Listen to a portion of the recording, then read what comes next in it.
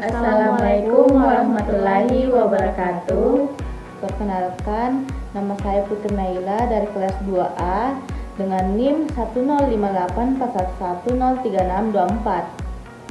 Perkenalkan, saya Bunga Dewi dari kelas 2A NIM 1058441211424. Dengan saya Iin Apriani dari kelas 2A dengan NIM 1058411102224. Baik, di sini kita akan menjelaskan tentang kunci sukses penerapan TI Governance. Baik, mari kita mengulang kembali dari materi sebelumnya, yaitu apa itu IT Governance. IT Governance atau tata kelola TI adalah suatu kerangka kerja atau framework yang memastikan bahwa pengguna teknologi informasi atau TI dalam suatu organisasi berjalan selaras dengan tujuan bisnis, memberikan nilai tambahan dan mengular risiko yang terkait dengan TI secara efektif. Tujuan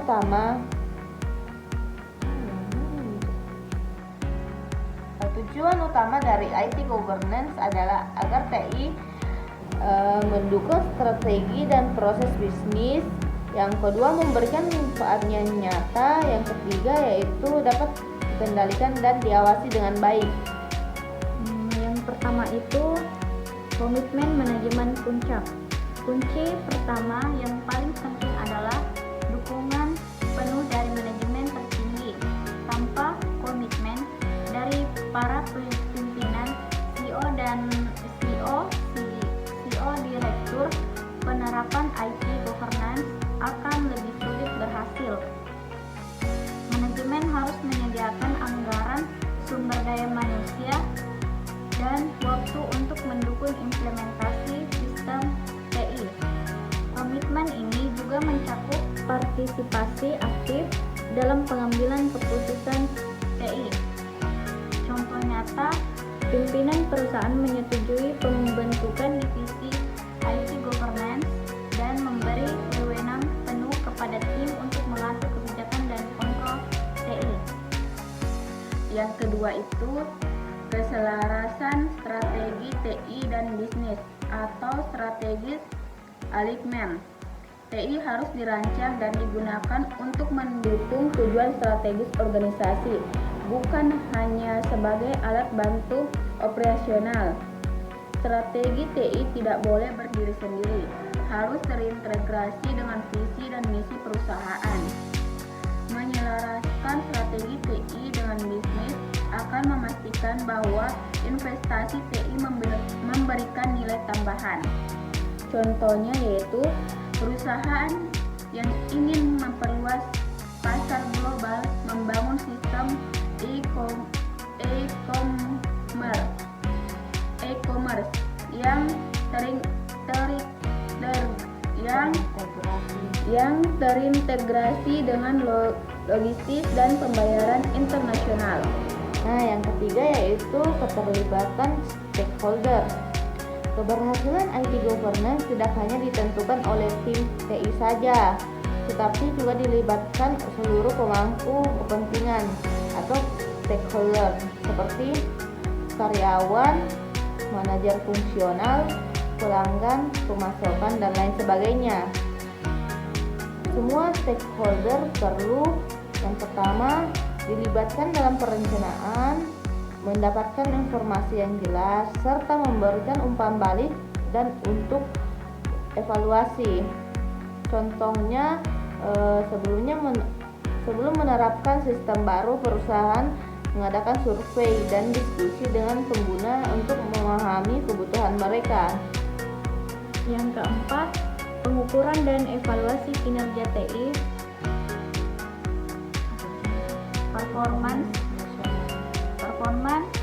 measurement agar bisa memastikan bahwa TI berjalan dengan baik dan efisien, maka perlu dilakukan monitoring secara rutin, evaluasi hasil kerja sistem TI.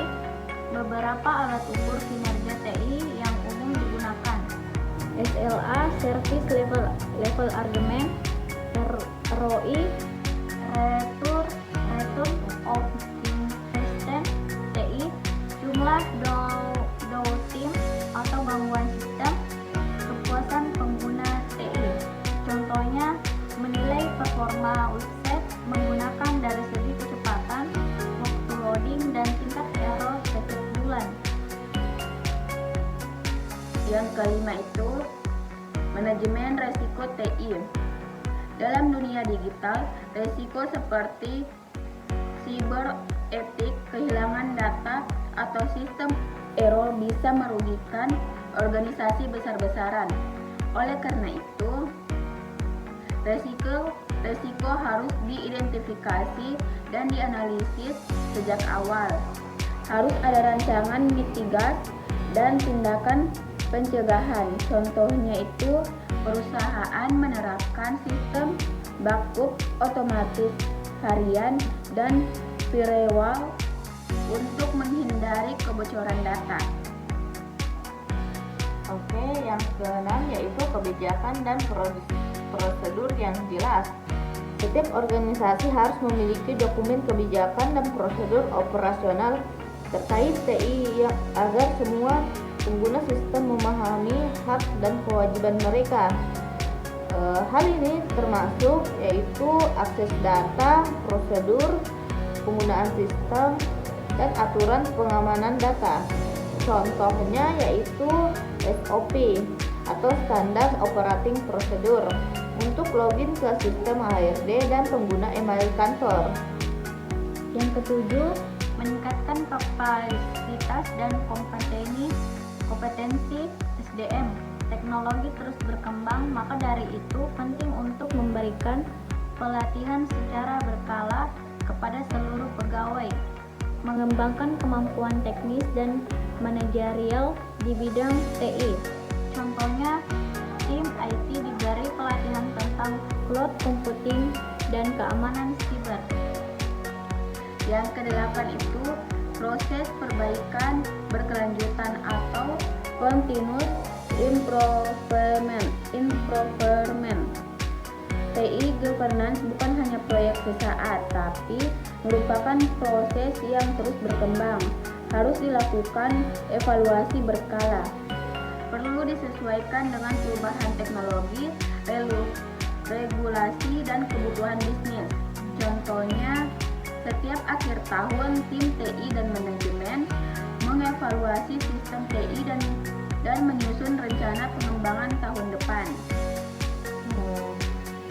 Kesimpulan dari materi kita yaitu penerapan IT governance bukan hanya tentang teknologi, tetapi tentang keselarasan antara TI dan bisnis, serta kedisiplinan organisasi dalam mengelola TI sebagai aset strategis.